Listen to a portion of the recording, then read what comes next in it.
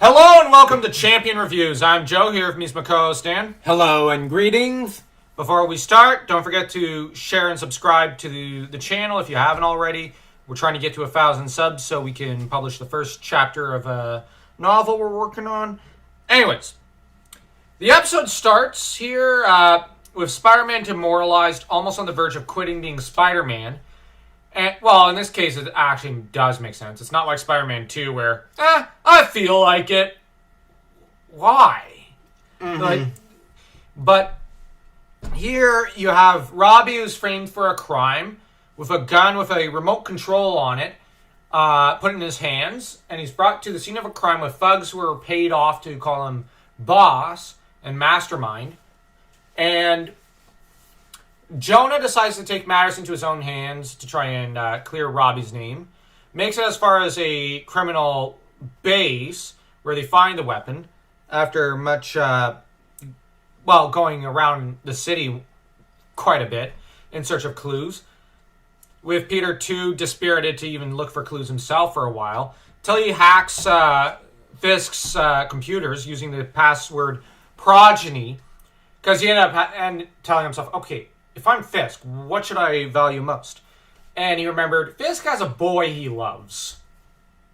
And from there, he realizes who would be Robbie's cellmate, since Robbie was sent up the river, so to speak. And the other thing he figures out is who was already Fisk's cellmate. Tombstone. With Tombstone determined to frame Robbie, use him as a wanted fugitive to destroy his name and make him live the life of a broken criminal. Richard, for his part, just wants to get out. Although, that said, you're quickly shown that the prison has essentially been bought. Everyone in the prison has been bought off by Wilson. And the thing is, this was made to make Richard's stay more comfortable. But Fisk never lost sight of the fact that he wanted his son out of prison in any capacity. Who cares if it's legal or not? Richard, for his part, seems to have been living the life of he's in prison, but he's cushy. It doesn't seem that bad for him. No one picks on him. No one puts him in his place. It's basically a hotel for him.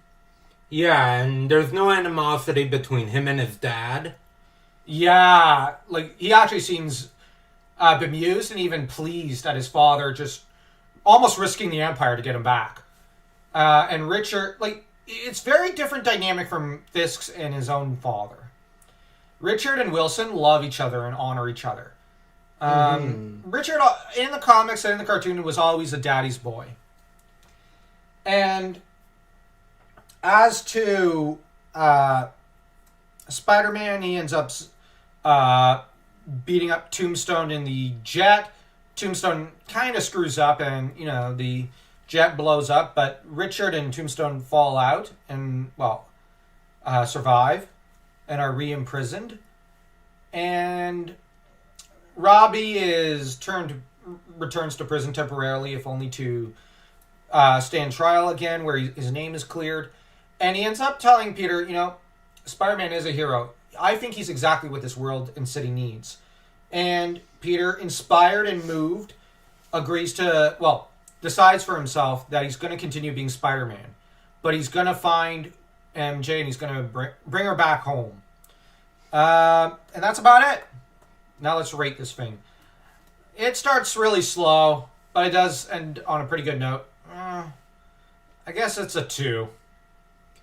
I'm going to say a 2.5. This is a pretty good episode. Yeah, I guess. Plus, my favorite spider villain shows up. Richard Fisk, the Rose? Yes. I still like the Jackal the best. Yeah, for good reasons. I think Jackal's the ultimate nemesis for a superhero. Yeah, I won't deny that. Although the Rose is a great villain. He came at a time when Spider-Man comics had slowed to a halt and needed a good villain to revitalize it. And it needed to stop being a rom-com. Yeah. But anyways, tell us what you think of this episode. Like the video if you liked it. Don't forget to share and subscribe if you haven't already. Like I said before, we're trying to get to 1,000 subscribers so we could get to publishing that first chapter of that novel we're working on. And, well, may the power protect you. So, till next time.